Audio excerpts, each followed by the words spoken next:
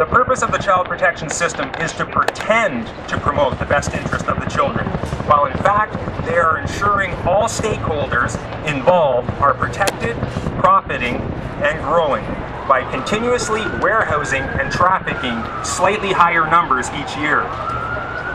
This is apparent in the Children's Aid Society's own annual reports.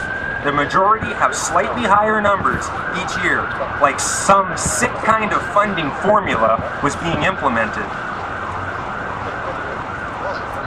So, what we have here is a private cartel which has gone into partnership with the government.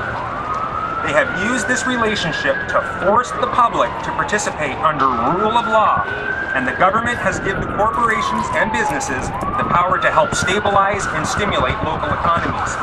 This ensures the system's continued existence and growth.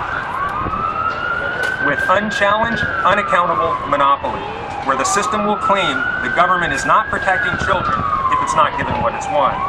That is not good. Now, to further understand the economic benefit of such a partnership, one only has to look at the stakeholders. Those really benefiting will make money, pay taxes, and spend their earnings, for the most part, in their local communities. We can start with the frontline workers, their supervisors, their managers, secretaries, paid volunteers, foster parents, and then the agency's many directors, to name a few. Keep in mind, this is only the first line of benefactors. Then we have to consider the lawyers, normally 2 or 3 per case, the judge, the law clerks, the court reporters, and the related legal staff. This is the second line of benefactors. Then there is the most dangerous third line of benefactors, the mental health professionals. These are the psychologists, psychiatrists, therapists, counselors, and doctors. These benefactors can cause serious damage to children and families. They're the ones that use fallacy of assumption, fallacy of authority, opinion, and select information given to them by the first and second line of benefactors. These are the ones that medicate, traumatize, and destroy children and their families, making millions for the mental health industry. As some evidence shows, some of these individuals work exclusively on referrals from the Children's Aid Society. Not to say there aren't good, dedicated, hard-working people attached to this system.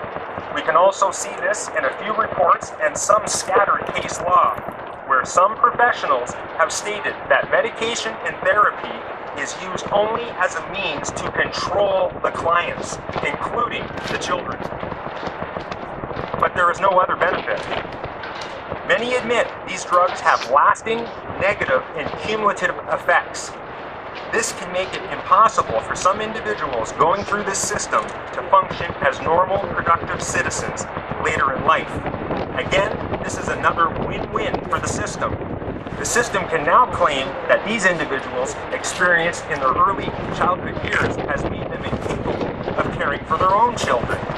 As a result, their children will be apprehended with the time-tested allegations of mental illness, using once again fallacy, assumption, and opinion.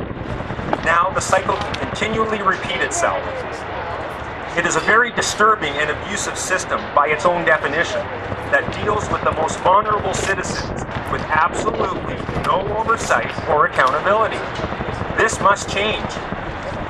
In closing, I would just like to thank all of those who are trying desperately to reform this corrupt and damaging industry.